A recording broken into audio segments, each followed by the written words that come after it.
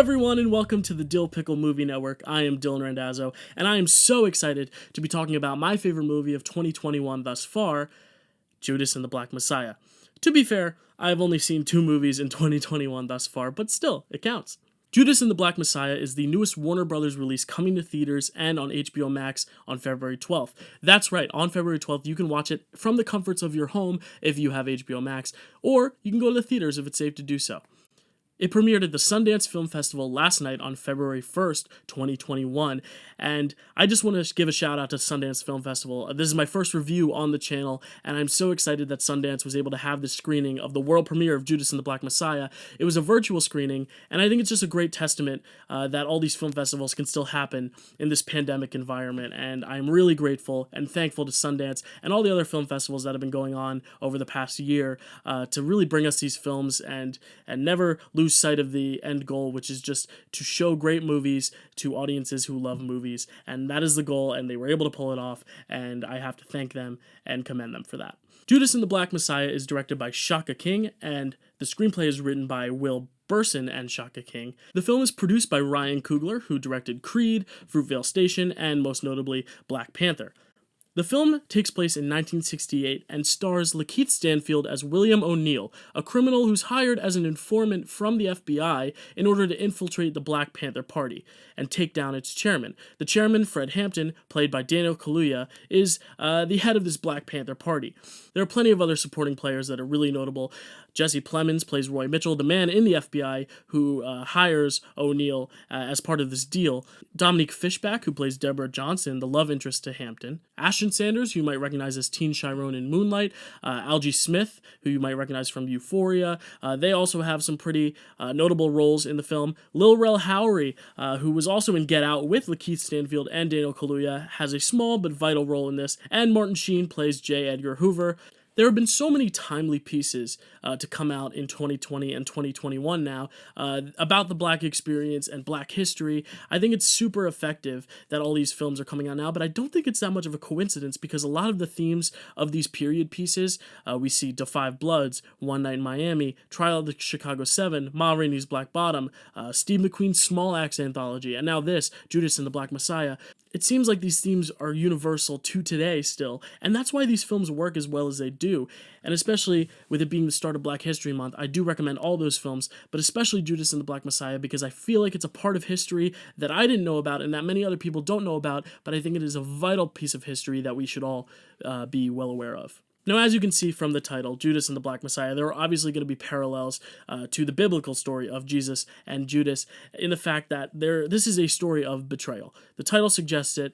We know this is going to be a sad story going in, but a lesser director might have really dragged down the whole piece with its somberness and with its heaviness and its weight, but Shaka King has a really impressive directorial eye in that he's able to really find the nuances in the story and make it entertaining enough to get you through the runtime, but also feeling the weight of the story all at once. The film looks amazing. Sean Bobbitt is the cinematographer for this film, and it looks gorgeous to the eye, especially in these big scenes where a lot of characters are involved. Shaka King, it's very intentional what he's doing with this film in that he wants to bring attention not just to the people who are most included in the action of the scenes, but he likes to really focus on the side characters to see what they're thinking while all this is going on.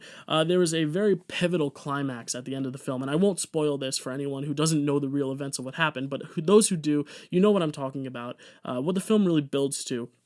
It's a very unnerving scene, but Shaka King, rather than just honing in on the actual action of the scene itself in the where you'd most expect the action to be focused on, he focuses on Dominique Fishbach in this scene. As Hampton says in a big speech, where there's people, there's power. And I think this whole movie is to show that it's not just about one person leading the cause, but about all these different members of the ensemble, all these different members of the whole, of the group. And in this climactic scene, you really get to see each and every person's response to these actions rather than the center of the action itself. And I think that's what separates a great director from a director that's just kind of doing it for the paycheck. You know, you can definitely tell that Shaka King's direction is so intentional and so specific, wants to explore all the different angles to this story, all the different points of view. That being said, Daniel Kaluuya and Lakeith Stanfield are at the forefront of this film and do a superb job. Daniel Kaluuya got a lot of buzz for Get Out and his smaller roles in Widows and Black Panther, and Lakeith Stanfield had a breakout role in Sorry to Bother You and had a supporting role in Knives Out, but I really think this is the film that's going to cement them as two of the most talked about actors of our generation. They are doing next level work. This really does seem like the peak of their early careers, and I can't wait to see where they take off from here. This is a huge milestone in both their careers, and I hope they get awards attention. I hope they get lots of recognition and notice from critics and audiences alike. Their performances are truly spectacular. A lot of people are going to be really, really awed by Daniel Kaluuya's work. He does have the showier performance of this film.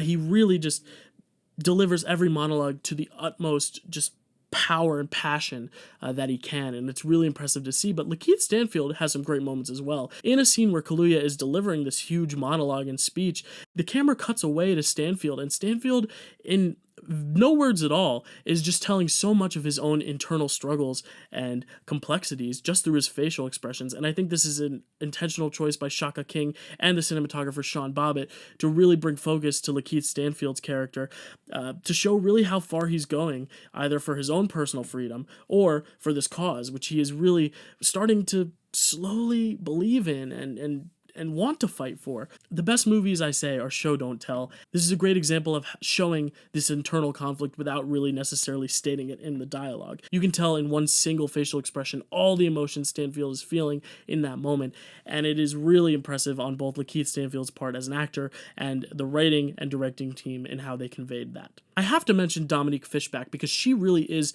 the emotional core of this film. The film is so rooted in its anger, its intensity, but Dominique Fishbach has the more subtle, the softer moments. She has the romance with Daniel Kaluuya's Fred Hampton that really gives the film its heart, and it really gives the characters their drive to do what they want to do beyond just anger, but having a real emotional connection to what they're fighting for as well. I think the scenes between Fishbach and Kaluuya are absolutely beautiful.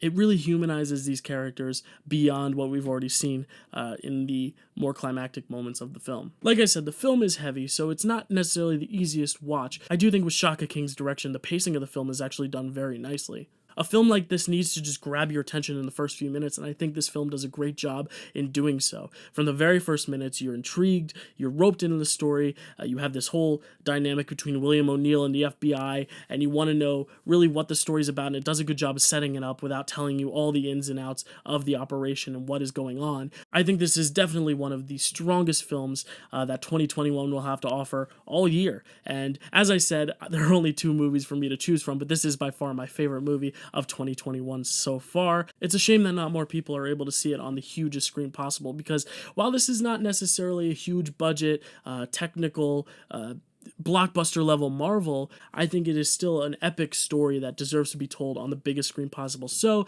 if you do watch it at home, don't watch it on your phone, don't watch it on your laptop, watch it on the biggest screen possible, because it really does hammer home all the emotion and intensity even more. So that's my review for Judas and the Black Messiah. I know people are asking, well, what's your score out of 10, or what's your star score? I don't want to give a star score to this because I feel like 2 minutes from now, or 2 hours from now, or 2 days from now, the film could grow on me in a more positively or negatively light. That's why I don't like to strap a number on things, because I really want to talk about the film in the moment, how I feel about it, but I also want to allow my opinion to change about a film, and I do suspect that with more viewings of this film, it'll only enrich the viewing experience even more for myself.